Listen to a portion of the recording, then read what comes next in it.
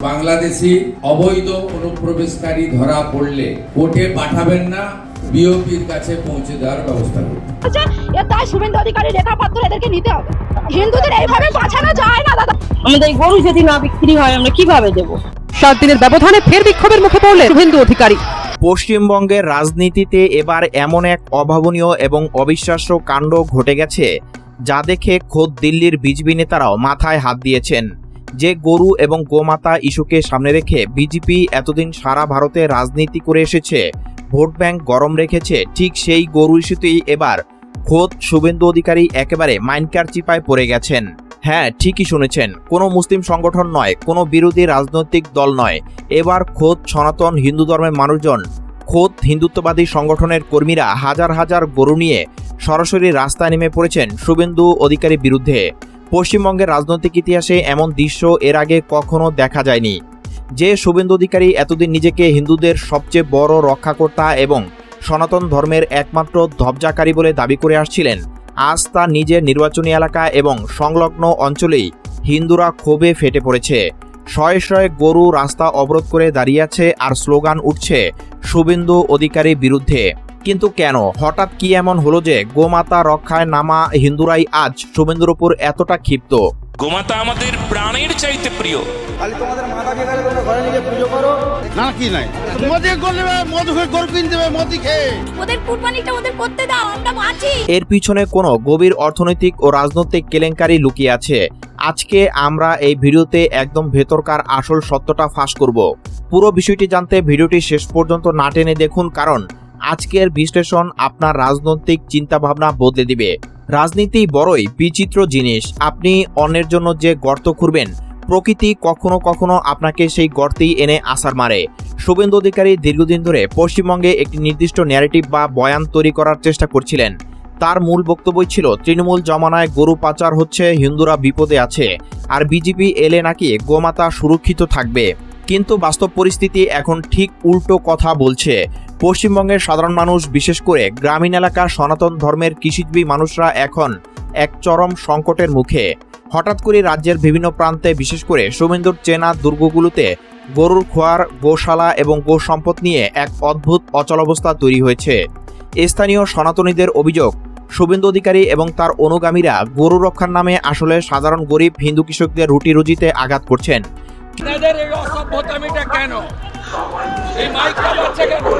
কৃষকরা যখন মেলা বা হাট থেকে বৈধভাবে চাষের জন্য বা দুধের জন্য গরু কিনে নিয়ে যাচ্ছেন, তখন শুভেন্দুর নাম করে বা বিজেপির ঝান্ডা লাগিয়ে কিছু অতি উৎসাহী লোক সেই গরু কেড়ে নিচ্ছেন, সাধারণ মানুষদের হেনস্থা করছে এবং মোটা অঙ্কের তোলাবাজি চাইছে। অর্থাৎ যে গরু পাচার রক্ষার বুলি কপচানো হতো, এখন দেখা যাচ্ছে গরু রক্ষার নাম করে খোদ হিন্দুদের পকেটই কাটা হচ্ছে। আর এই কারণে দেওয়ালে পিঠ থেকে যাওয়া সনাতন ধর্মের মানুষরা এবার বাধ্য হয়ে গরু নিয়ে রাস্তায় নেমে পড়েছেন। বাঁচানো যায় না দাদা। আমাদের গরু যদি না বিক্রি হয় আমরা কিভাবে দেব? খবর নাই, আমি গরু হেঁটে হেঁটে নিয়ে যাব। এবার আসা যাক আসল ঘটনার গভীরে। শুভেন্দু অধিকারী এখন যে চিপায় পড়েছেন, সেখান থেকে বের হওয়া তার জন্য প্রায় অসম্ভব। কেন? কারণ এই প্রতিবাদে নেতৃত্ব দিচ্ছে কোনো তথাকথিত সেকুলার দল নয়, বরং খাঁটি হিন্দু ঘরের সন্তানরা। আন্দোলনকারীদের বক্তব্য অত্যন্ত পরিষ্কার ও যুক্তিযুক্ত। তারা বলছেন, আমরা আমাদের নিজেদের উপার্জনের টাকায় গরু কিনছি, আমরা আমাদের জমিতে চাষ করি, দুধ বিক্রি করে সংসার চালাই, কিন্তু শুভেন্দু অধিকারী লোকেরা আমাদের চোর বানাচ্ছে, আমাদের উপর পাচারকারী তকমা লাগিয়ে দেওয়া হচ্ছে। যদি আমরা আমাদের নিজেদের গরু বাড়িতে নিয়ে যেতে না পারি, তবে এই বিজেপি আমাদের কিসের হিন্দু রক্ষাকর্তা? পরিস্থিতি এতটাই জটিল রূপ নিয়েছে যে নন্দীগ্রাম এবং তার আশেপাশের এলাকায় যখন কৃষকরা গরু নিয়ে মিছিল করেন, তখন পুলিশ প্রশাসনও অবাক হয়ে যায়। বিক্ষোভকারীরা শুভেন্দু অধিকারী কুশপুতুল দাহ করার হুঁশিয়ারি দিয়েছেন। তারা স্পষ্ট বলেছেন, সনাতন ধর্মের নামে এই ভণ্ডামি আর সহ্য করা হবে না। এখানেই শেষ নয়, শুভেন্দু নিজের দলের ভিতরেও এই নিয়ে ফিসফাস শুরু হয়েছে। বিজেপির একটি বড় অংশ মনে করছে, শুভেন্দুর এই উগ্র এবং অপরিপক্ক রাজনীতির কারণে গ্রামীণ হিন্দু ভোট ব্যাংক, যা বিজেপির মূল শক্তি ছিল, তা এখন হুড়মুড় করে ভেঙে পড়েছে। একজন নেতা যখন নিজের এলাকায় নিজের ধর্মের মানুষের ক্ষোভের মুখে পড়েন, তখন তার রাজনৈতিক ক্যারিয়ারের ওপর যে মস্ত বড় প্রশ্ন চিহ্ন পড়ে যায়, তার বলার অপেক্ষা রাখে না। এই গরুকাণ্ড আসলে একটি বড় সত্যকে সামনে এনে দিয়েছে। তা হলো, পেটের খিদের কাছে ধর্মের সুরসুরি আর কাজ করে না। শুভেন্দু অধিকারী দীর্ঘদিন ধরে মুখে রামন বমি, হনুমান জয়ন্তী আর গোমাতার জয়গান গেয়ে ভোট বৈতরণী পার হতে চেয়েছেন, কিন্তু আজ যখন সেই গোমাতারাই সেফ রাজনীতির শিকার হয়ে রাস্তায় দাঁড়িয়ে ধুঁকছে, যখন গোশালার নামে লক্ষ লক্ষ টাকার ফান্ড কোথায় যাচ্ছে তার কোনো হিসাব নেই, তখন সাধারণ মানুষের ভুল ভাঙতে সময় লাগেনি। আন্দোলনকারী এক হিন্দু প্রবীণ কৃষক ক্ষোভ উগরে দিয়ে বলেছেন, ভোটের সময় এরা পায়ে হাত দিয়ে প্রণাম করে বলে আমরা নাকি এক পরিবার, আর ভোট ফুরুলেই আমাদের গোয়ালের গরু নিয়ে টানাটানি করে। গরুর ঘাস কেনার পয়সা নেই, সারের দাম আকাশ ছোঁয়া, ডিজেলের দাম চড়া, সেসব নিয়ে শুভেন্দুবাবুর কোনো মাথা ব্যথা নেই। ওনার মাথা শুধু কি করে হিন্দু মুসলমান ভাগ করা যায়। এই তীব্র ক্ষোভ প্রমাণ করে যে পশ্চিমবঙ্গের মানুষ আর বোকা বনে থাকতে রাজি নয়। শুভেন্দু অধিকারী নিজেকে যতই চাণক্য ভাবুন না কেন, সাধারণ মানুষ কিন্তু তার এই দ্বিচারিতা ধরে ফেলেছে। একদিকে ধর্মের দোহাই দিয়ে আবেগ উস্কে দেওয়া, আর অন্যদিকে সাধারণ মানুষের রুজি রোজগার বন্ধ করে দেওয়া, এই দুই নৌকায় পা দিয়ে চলতে গিয়ে আজ শুভেন্দুবাবু মাইনকার চিপায় আটকা পড়েছেন। পশ্চিমবঙ্গের এই অভূতপূর্ব ঘটনা এখন শুধু রাজ্যের মধ্যেই সীমাবদ্ধ নেই, এটি পৌঁছে গেছে দিল্লির সেন্ট্রাল ইন্টেলিজেন্স এবং বিজেপির শীর্ষ নেতৃত্বের কান পর্যন্ত।